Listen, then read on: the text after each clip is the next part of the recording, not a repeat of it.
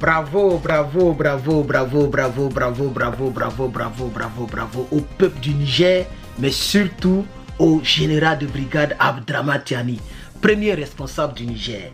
Alors, chers camarades peuple d'Afrique d'ici d'ailleurs, chers camarades, j'ai vu l'information hier et il était très tard chez moi.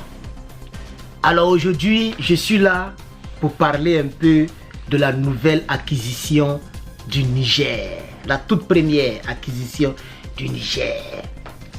Bon, le Niger avait déjà acquis des armes, mais bon, ça n'avait pas trop fait du bruit, tout et tout. Voilà, c'était des armes de protection pour la survie. Mais là, c'est des armes offensives. Ok? C'est des armes offensives. Voilà. Les armes que le Niger vient d'acquérir sont des armes offensives. C'est-à-dire, eux, ils vont te trouver chez toi et puis ils vont te bamougou. Ils vont te trouver chez toi, ils vont te dronistifier. Alors, chers camarades peuple d'Afrique d'ici et d'ailleurs, le CNSP, le Conseil national pour la sauvegarde de la patrie, à la tête du Niger, le peuple souverain du Niger vient d'acquérir quelques armes très importantes pour un début et je crois que ça va s'accentuer. J'ai même envie de dire que ça a même duré parce que ça fait quand même 1 an. Mais il fallait mobiliser les fonds, il fallait mobiliser et donc les moyens financiers et ce n'est pas facile parce que le Bazoum a vendu, il a volé l'uranium, la richesse donc des Nigériens. Les Toubabous se sont enrichis pendant des décennies et des décennies. Donc les caisses de l'État n'étaient pas donc remplies et c'était pas facile. Mais ils ont le pouvoir de Niamey a pu donc réunir plus de 80, je dis bien 80 millions de dollars.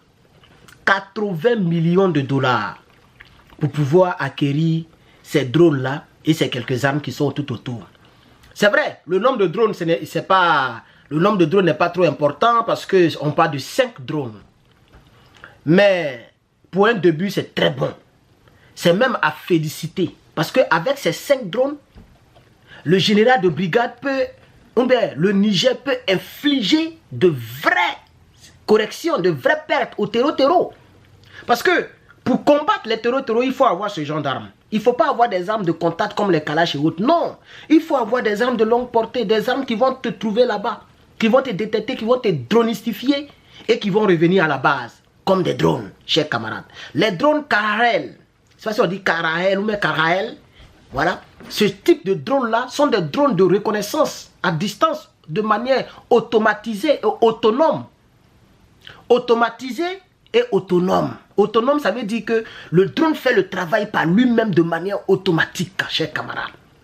C'est des drones qui ont été vendus par les Turcs. Vous savez que Erdogan, c'est un homme qui est aussi, c'est un crâne brûlé. Lui, voilà, lui, il ne mâche pas ses mots comme la Corée du Nord, comme la Chine, comme la Russie. Ça, c'est les mêmes groupes-là. Donc, personne ne peut interdire aux Turcs de vendre leurs armes à qui ils veulent. Personne ne peut les interdire. C'est de ça qu'il s'agit parce qu'eux, on ne marche pas sur les pieds. Donc, c'est dans ce cadre-là que le Niger vient d'acquérir ces quelques drones. On ne peut pas en vouloir au peuple africain de chercher à pouvoir se défendre. Puisque c'est le même discours qui a été tenu concernant Israël. Lorsque Israël a été framponné par les Hamas. Il a été dit par tous les présidents à l'unanimité que Israël a le droit de se défendre. Mais nos États en Afrique de l'Ouest sont frappés par les terroristes. Donc, c'est normal que les pays africains cherchent à s'armer pour se défendre. Ne serait-ce que se défendre. On ne peut pas nous en vouloir pour cela, chers camarades peuples d'Afrique. Et c'est dans ce contexte-là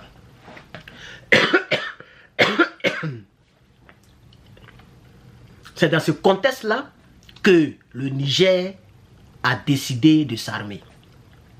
Comme je l'ai dit tantôt, ça a même duré. Mais comme c'est une histoire d'argent, On va laisser le temps que cela a pris pour acquérir ses propres drones. C'est vrai, le nombre n'est pas élevé. 5 drones, c'est ce qu'on m'a dit. 5 drones. Le nombre n'est pas élevé. Mais ce qui est vrai, c'est que ça peut déjà faire un grand travail. Un puissant travail. Parce que sans les drones, vous savez que le Niger se défend bien. Le Niger se défend. Le Niger inflige des vraies pertes au terreau sans les drones.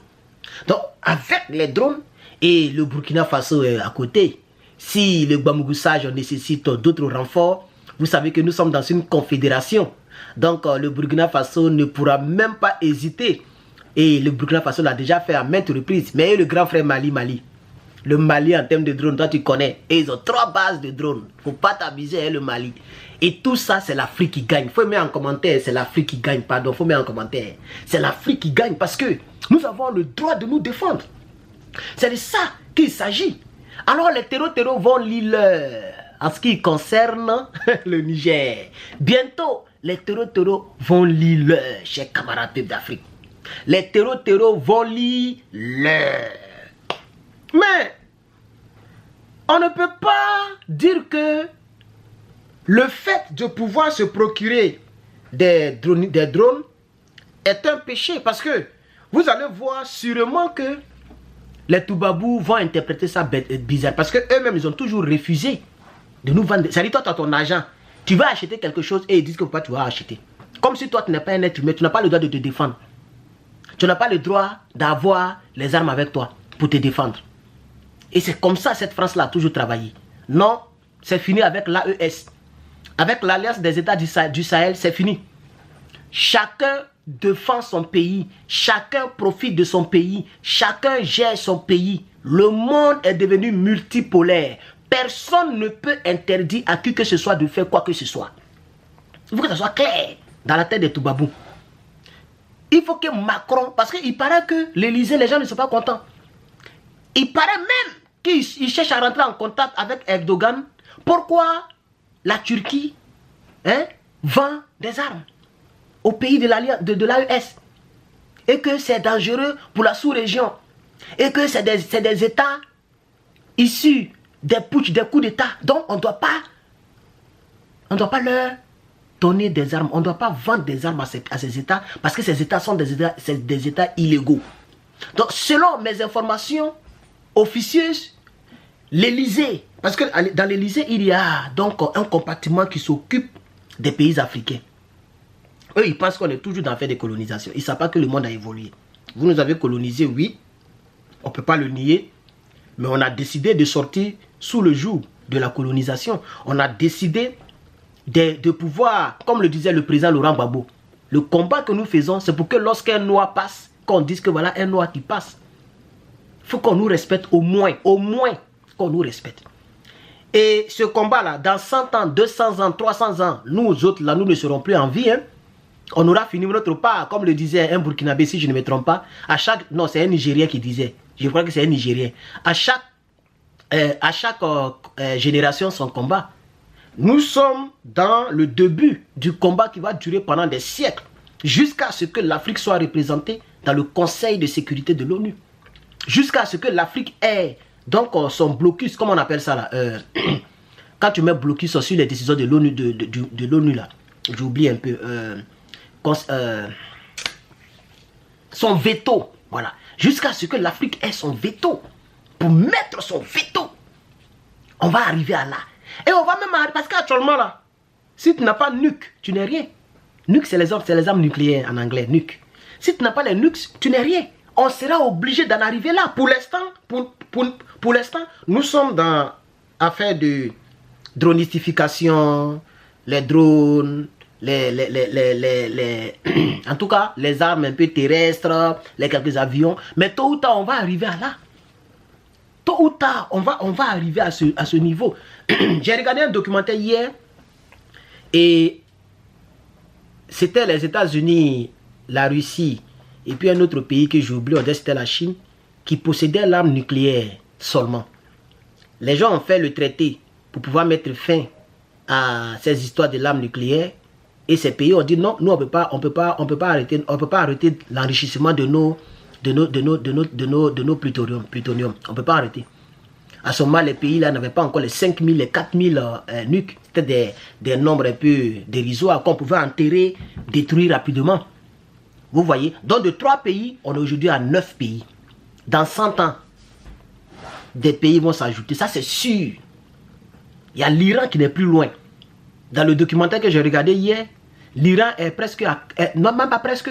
L'Iran est à 60% d'enrichissement d'uranium pour pouvoir produire. Parce que pour produire, il faut arriver à 90%. Capable de produire maintenant les dooms, les boom. Ils sont déjà à 60%. Ils ont déjà dépassé la moitié. Il reste 30% pour être capable. Et selon les analystes politiques un peu partout, les gens veulent donc empêcher l'Iran de s'acquérir cette arme. Donc, les frappes d'Israël vont porter sur ces cibles-là. Mais le président américain a averti Israël de ne pas commettre une telle erreur. Parce que ça peut créer quelque chose. Et peut-être même que Israël a déjà ces armes-là. Ils n'ont pas encore déclaré, peut-être. Parce que j'ai entendu des échos comme quoi il y a eu un petit tremblement de terre dans la région là. On dirait que les gens ont essayé. Mais ce n'est pas encore public et ce n'est pas encore officiel. Donc, chers camarades, les pays africains aussi ont le droit de pouvoir s'acquérir, ne serait-ce que des drones pour se défendre contre les terroristes.